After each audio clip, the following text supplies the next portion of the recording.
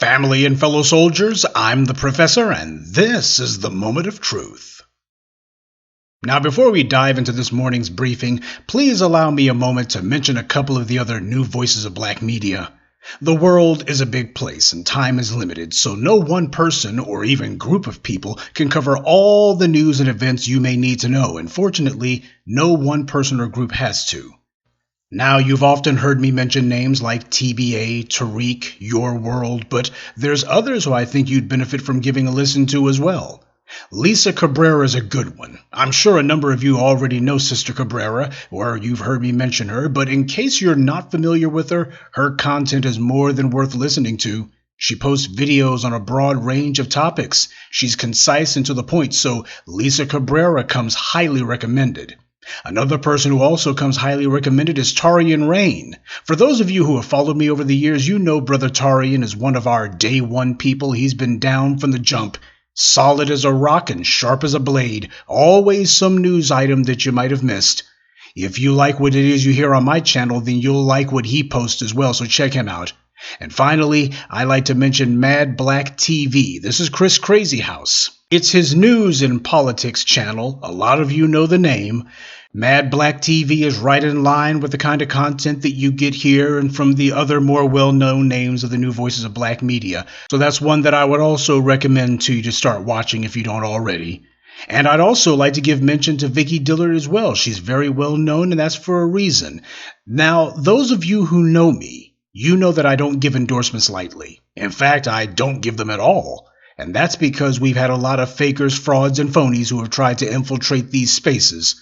I don't want my name associated with any of those types of people, so I've learned to be extremely circumspect about who it is that I decide to mention. The reason why is if I legitimize some bootlicking turncoat, they'll be able to use that to gather a following of otherwise well-meaning black people, and by the time folks realize that an agent got its hooks into them, it's too late. I have to observe people for a long time before I finally decide it's okay to mention their names. Perhaps I wait a bit too long, that's true, but I take what I do here dead seriously. When I say it matters who you get your news and views from, I mean that from the bottom of my soul. And that being the case, it matters who I point you to. If it turns out that they're not on the level, then I'm responsible for that. Hence, I gotta run your paperwork. I gotta check out everything you've done and see if you give off any telltale signs of duplicity. Now again, if you're wanting to find more black empowerment content like mine, then I recommend Lisa Cabrera, Tarian Rain, and Mad Black TV. They should be in the rotation of channels that you visit. I've posted links to their channels in the description. Now, on to the morning briefing. The Democrats are finding out that bluffing their way past reality is easier said than done. Stacey Abrams, the voter registration dynamo, to hear the white media tell it, has apparently fallen behind on her own campaign finances.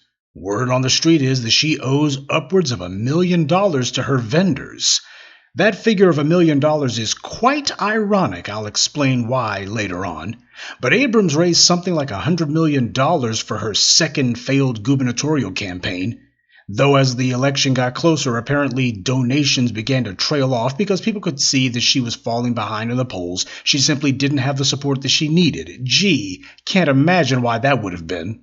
She catered to immigrants and feminists and the alternative lifestyles crowd. I mean, weren't there enough of them to get her over the hump into the governor's mansion? I guess not.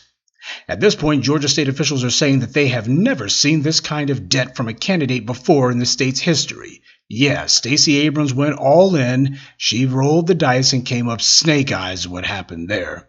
White media reports say that these debts she owes to her vendors can't be forgiven because if a vendor forgives the debt, that's considered an in-kind contribution. And there is a limit for every donor each election, so you can't go over that. One thing that the white media has mentioned is that these vendor creditors to the Abrams campaign could sue. But Abrams' campaign happens to be incorporated, so she at least got that part right. More than likely, you can't go after her personally for it, though the white media will most likely report on it as if they were. By the way, a lot of campaigns wind up with debts after the election is over. Even Donald Trump allegedly had a few, but even with him, the white media hasn't been talking about maybe his creditors could sue. With Stacey Abrams, that's what they're saying, and she doesn't have anywhere near the deep-pocket Wall Street white power friends that Trump has. So it's very interesting that they're floating that idea. Well, one of the solutions is maybe they could sue. Can Stacey Abrams get donors to pay off the debts on her behalf? Hard to say. Not too many people want to line up to pay off the debts of a candidate who lost their election. Remember, the entire reason people give money to candidates, especially the folks who give big donations to them, is so that after the candidate wins office, they can repay the donation in the form of political favors. But a candidate who loses can't repay anything. Apparently not even their own debts. Donors understand that elections are transactional. They give a politician money because they're buying policies favorable towards them. It's not charity. The DNC won't be running to her rescue, at least not immediately. But if Abrams assures them that she'll continue to toe the line and work to turn out the black vote, they may just send out the signals that some of the big donors ought to take pity on her. Maybe. Regardless, though, none of this will prevent Stacey Abrams from being able to run for office in the future. It will be an embarrassment for her, but not a hindrance. On a side note, Abrams could reportedly try to satisfy some of her debt by liquidating her campaign's assets like the computers, vehicles, and even selling her email list of potential donors. I'm sure the people who gave her money will appreciate her giving their info to total strangers who will be hitting them up for money. You know, considering how much she owes, I think I'm beginning to understand why she was so scared of talking about reparations. When somebody owes over $1 million they can't pay, they identify more with the debtors than the ones who are owed the debt. But Stacey Abrams' current troubles are only part of this story, because back in March, the Atlanta Journal and Constitution reported that Abrams' finance report filings showed strong earnings, and that debt was, quote, no longer a problem. In light of what's going on now, that's ironic and ominous. No longer a problem, which means debt was a problem before. But still, the headlines back in March said that debt was no longer a problem for her. So if her books were balanced back in the spring, how did she wind up underwater by the fall? Clearly, the woman who wanted to be the chief executive of Georgia wasn't watching her own campaign's expenses too closely. But that's not the most interesting part about all this, at least not to me. Remember earlier when I mentioned that Abrams owed over $1 million and how that was so ironic to me? Here's why. Last year, as Abrams was getting her second Damn to Fail campaign underway, she made headlines for using her Political Action Committee's funds to pay people's medical debts. She gave money to people in Georgia, Arizona, Louisiana, Mississippi, and Alabama, 108,000 recipients in all. She did this out of her Political Action Committee's funds. And how much money did Stacey Abrams give away in all? $1.34 million, which is more than what she reportedly owes today. Now, before I go any further, I'm not saying that there's anything wrong with helping people with their medical expenses at all. There's not. What I am saying is that Abrams clearly has presidential ambitions. Sure, the Democrats don't want her and they don't want to help her, but it's something that she wants. So when I see her gearing to run for governor of Georgia, and yet she's throwing money into blood-red Republican states, that tells me that even then, last year, she was already trying to lay the groundwork early for her future presidential ambitions, support that she would need to mount for a presidential campaign in those states. Abrams has no intentions of stopping at the Georgia governor's mansion. She wants to go to the White House. Well, how is she going to get there if she couldn't get support in her own home state? She figured she could talk her way past black folks' concerns, but she couldn't.